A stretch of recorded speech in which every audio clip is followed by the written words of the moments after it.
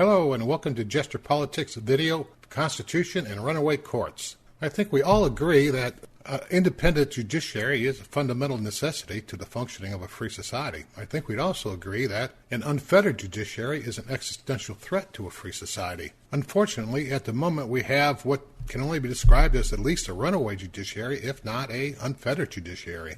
Since President Trump was sworn in on January 20th, 2025 to March 28th, there's been 109 cases filed against his administration and 24 injunctions, 15 of which have been nationwide, entered against his administration.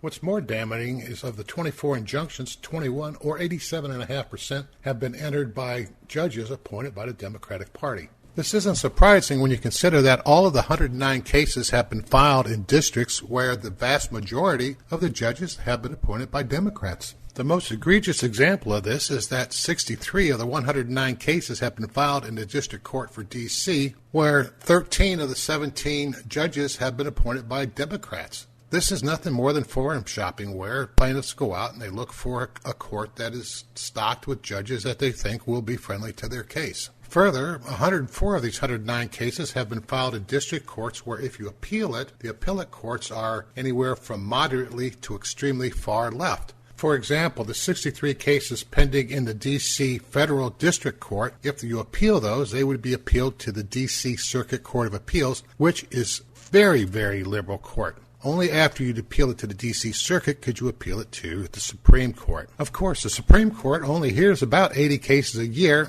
so if they were even inclined to accept all the cases that are coming, they would be overwhelmed. So if the appellate courts are not willing to rein in the district courts and the Supreme Court can't do it, how do we correct the problem?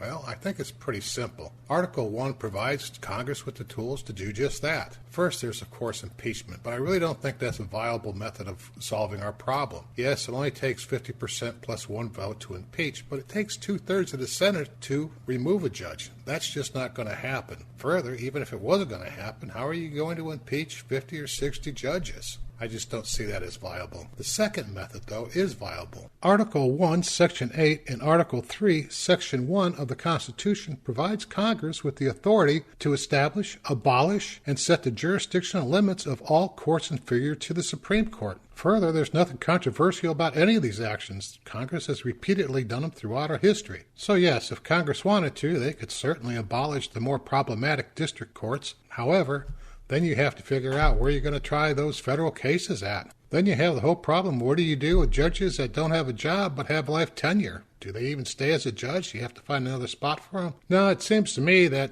abolishing certain district courts is akin to cutting off your nose to spite your face. I think there's a better solution to this problem, and that's just merely limiting the jurisdiction of all courts. Congress could simply enact a law prohibiting district courts from entering universal or nationwide injunctions, or any injunction against the government whatsoever. Prohibiting a district court from entering any injunction against the government may be drastic, and a better solution might be to require the district court to impanel a 3-judge panel to hear all requests for injunctions. However, at the very least, Congress needs to ban all courts from issuing universal or nationwide injunctions. In fact, under Supreme Court precedent, nationwide injunctions violate the case and controversy clause of Article 3, which has been held that a court can only issue relief as to the parties to the case. In other words, if you have 3 plaintiffs seeking an injunction against the government, the court cannot issue an injunction that affects other people. In other words,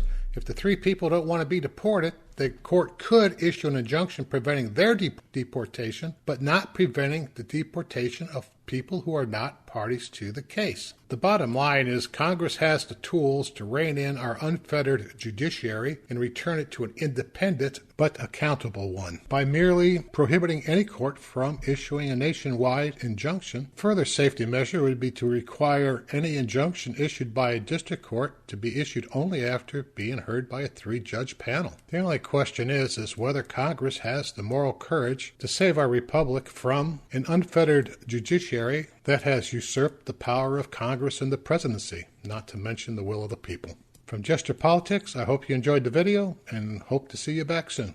Bye.